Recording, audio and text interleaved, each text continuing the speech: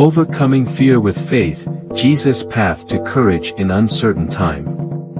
What if I told you that the fear you feel right now, the weight pressing on your chest, isn't there to destroy you? What if I told you that your fear is an invitation, an opportunity to discover the strength that already lives within you? Imagine this, even in his darkest hours, even in his deepest moments of despair, Jesus, yes, the Son of God, faced fear. But he didn't let fear define his path. And neither should you. We all know fear. It whispers to us in the dead of night, making us doubt ourselves, our choices, our future. It makes us feel small, uncertain, and alone. But remember this, fear is not your enemy.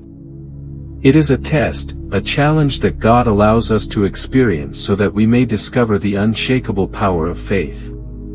There is no one, not even Jesus himself, who walked this earth without fear. Think about the night before his crucifixion, alone in the Garden of Gethsemane. Jesus knelt and prayed, his heart heavy with sorrow. He knew what was coming. The betrayal. The suffering. The cross. Father, if you are willing, take this cup from me, yet not my will, but yours be done. These are not the words of someone who had no fear. These are the words of someone who, like us, faced the unbearable weight of uncertainty. Yet, in his fear, Jesus found his faith. So, ask yourself, what is your garden? What is that space in your life where fear feels overwhelming? Where the road ahead seems impossible to travel? And now ask yourself, in that moment, in that place, can you choose faith? When fear knocks at your door, let faith answer it. Because fear will always come, it's part of the human experience. But Jesus shows us that courage is not the absence of fear. Courage is standing tall, looking fear in the eye, and choosing faith anyway. It's about trusting God's plan even when you can't see how it all fits together. It's about believing in the unseen, the unknown, the uncertain, and knowing that no matter how dark the night, the dawn will come.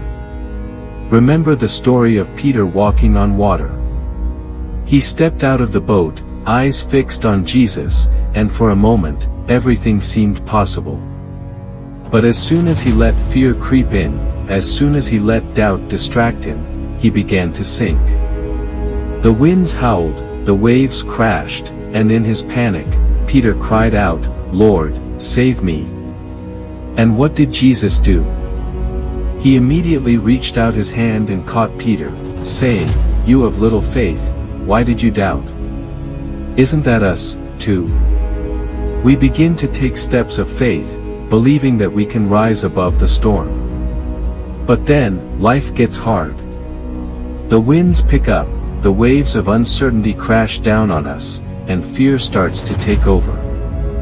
We feel like we're drowning. But Jesus is there, reaching out his hand, ready to pull us up. All we need to do is keep our eyes on him. You see, the storm itself isn't what makes us sink.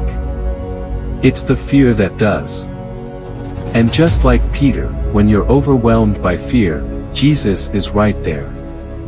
His hand is stretched out, ready to catch you, to lift you back up, to remind you that your faith is stronger than any storm. Jesus never promised that the storms wouldn't come. He never said we wouldn't face challenges, pain, or fear. But he did promise to be with us through every single one of them. And that's the difference. You don't have to face your fear alone. You don't have to carry the weight of uncertainty by yourself. Jesus is with you, guiding you, comforting you, reminding you that you are stronger than you think. In John 16 verse 33, Jesus tells us, "In this world, you will have trouble. But take heart. I have overcome the world." These words are powerful because they remind us that no matter what we face, no matter how heavy the burden, no matter how strong the fear, Jesus has already overcome it. And through him, we can overcome it, too. When life feels like too much, when the fear feels unbearable, lean into your faith. Jesus doesn't ask us to be fearless.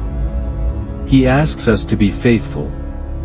He asks us to trust that even when we can't see the whole picture, God is working things together for our good.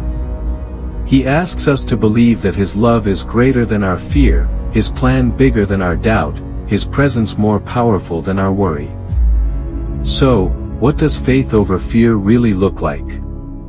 It looks like waking up each day, even when life is hard, and choosing to believe that better days are ahead. It looks like surrendering control and trusting that God's timing is perfect, even when you feel like you're waiting forever. It looks like letting go of the need to understand everything and instead resting in the assurance that God's got you. And yes, there will be days when the fear feels too big, when the pain feels too heavy, when you can't see a way out. But on those days, remember this: you are not walking through the storm alone.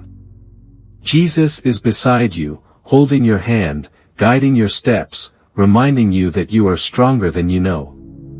Because fear may be loud, but faith is louder. Faith drowns out the voices of doubt. Faith silences the whispers of fear. Faith speaks the truth that you are loved, you are protected, and you are never, ever alone. So today, as you face whatever storm life has thrown at you, ask yourself, what would your life look like if you chose faith over fear? If you trusted Jesus the way He trusts you? If you believed in His promises, even when the road ahead seems impossible? Because the truth is, fear may always knock, but you have the power to decide who answers the door. Fear is real. Pain is real. But so is faith. So is hope. So is Jesus. And in the darkest moments of your life, when fear feels like it's closing in, remember this: the same Jesus who calmed the storm with a single word can calm the storm in your heart. The same Jesus who walked on water can help you rise above the waves in your life.